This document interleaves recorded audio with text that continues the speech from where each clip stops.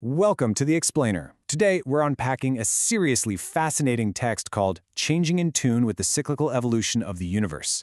We're diving right into this incredibly profound, reality-altering dialogue between a father and his 15-year-old son. It's all about human freedom, the hidden cycles of reality, and, well, how we fit into the whole shebang. Let's just get right into it and break down the core lessons.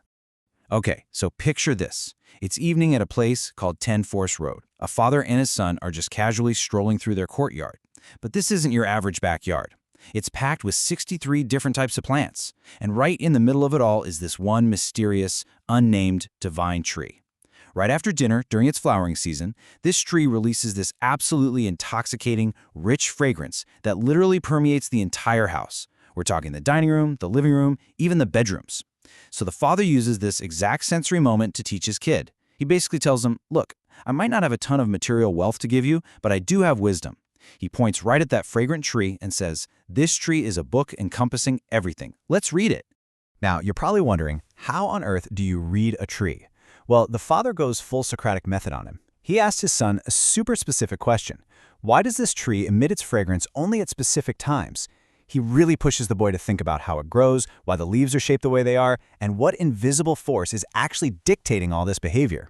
It's honestly such a brilliant teaching moment. He takes this completely everyday natural phenomenon and uses it as a gateway to explore the massive hidden forces that control our universe.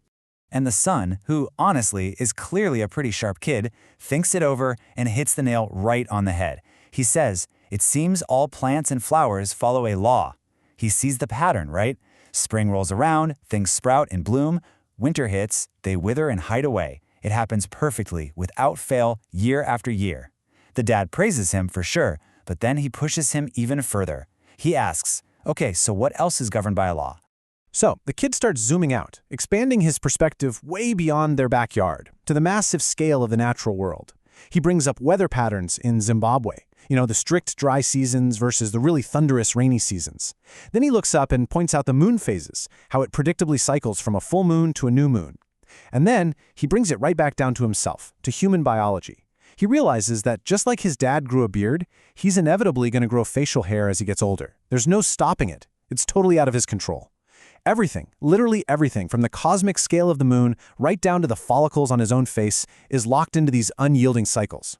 This is where the father pulls all those observations together into this incredibly powerful concept, the invisible net. He explains that absolutely everything in the universe is bound by inescapable laws. We're talking the macro movements of giant celestial bodies down to the micro reproduction of tiny insects. The ebb and flow of ocean tides, a rooster crowing at dawn, everything is caught in this vast, invisible net. The son visualizes this perfectly. He compares it to the palm of the Buddha. It's a space so vast, so totally encompassing, that absolutely nothing can escape its reach. Now, faced with this massively deep philosophical concept, what does the 15-year-old do? He immediately applies it to his own teenage life with the most relatable question ever. He asks, Dad, since everything is governed by laws and everything in my life is inevitably constrained by them, can I just skip school tomorrow? It's such a funny, practical test of his dad's grand theory, isn't it? Like, if I really have no ultimate control, why do I have to suffer through math class? Well, the father's response is bluntly hilarious, but it's also deeply profound. He basically tells him, nice try, kid. He explains that it is precisely because laws govern everything that going to school is an established procedure for a kid his age. He actually compares it to our most basic biological functions, like you don't really have a choice but to eat when you're starving, right? Or to urinate when your bladder is full. In that exact same way, you are absolutely compelled to follow the societal and developmental laws of your stage in life. So yes, you must go to school. And this brings us to a pretty stark contrast. On one hand, we have this idea of perceived free will. On the other, we have established procedures. The father argues that without understanding these universal laws, we humans are just entirely bewildered.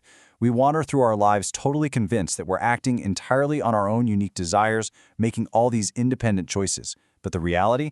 Well, according to this philosophy, the reality is we're just strictly executing established procedures in our actions and even our speech. We are running on a predetermined track, and most of us don't even realize it. To really drive this point home, the source material makes a highly provocative claim about historical figures. The father states that it simply does not matter who you are or what your legacy turned out to be, everyone operates under these established universal procedures. The text actually impartially lists revered spiritual leaders like Jesus and Buddha right alongside notorious dictators like Hitler and Mao Zedong. Now, the philosophical argument here is entirely neutral regarding their morality. It's not taking a side.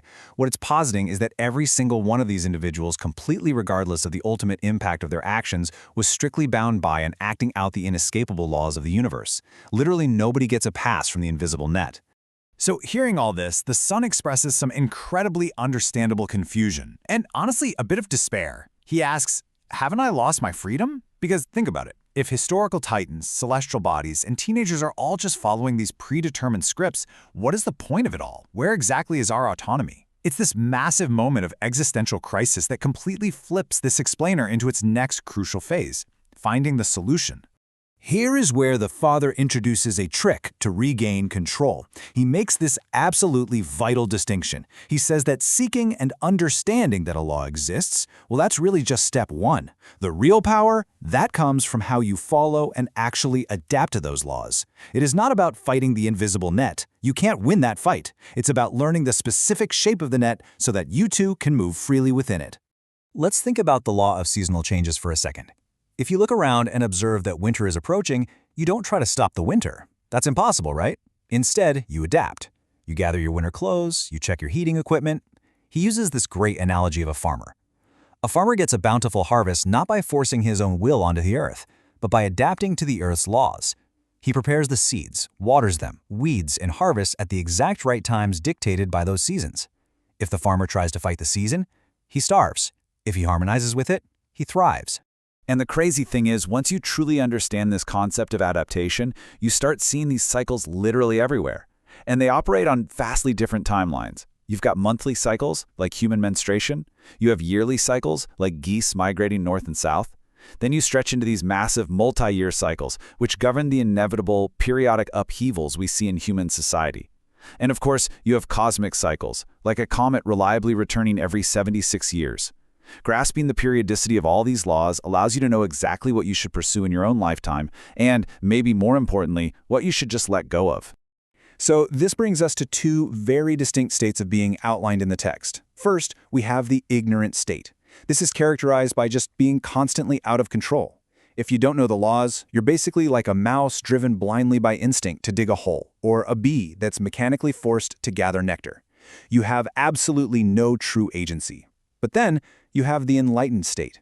This is achieved by mastering the cyclical evolution of these laws. By understanding these cycles, you can navigate life strategically. You actually gain control over yourself by perfectly aligning with the inevitable. Which leads us to the ultimate takeaway here. The more laws we comprehend, the more freedom we have. True freedom, at least in this specific philosophical framework, is not the ability to just do whatever you want without any consequences. That's an illusion. True freedom is the mastery of the rules of the game. The deeper your comprehension of these universal laws, the less friction you're going to experience in life, and ultimately, the more liberated you become. But, and it's a big but, the son immediately spots the practical flaw in this whole grand plan.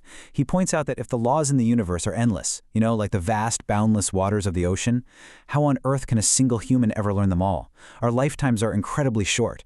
The boy rightly notes that between eating, going to school, working, and sleeping, there simply isn't enough time to discover every single rule that governs existence. It feels like a completely impossible task. Acknowledging that his son makes an entirely valid point, the father agrees. It is difficult, but he claims to have a master trick to navigate all these endless changes effortlessly.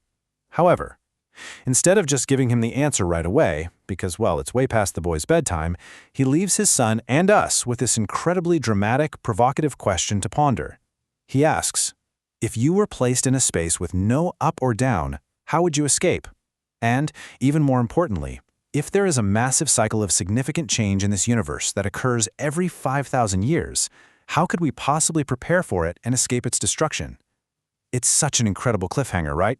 It really forces us to look at the massive hidden cycles operating in the background of our own lives. So, I'll leave you with this. What cycles are you currently unaware of? Thank you so much for joining me for this explainer. Keep questioning, keep observing those laws around you, and I'll catch you next time.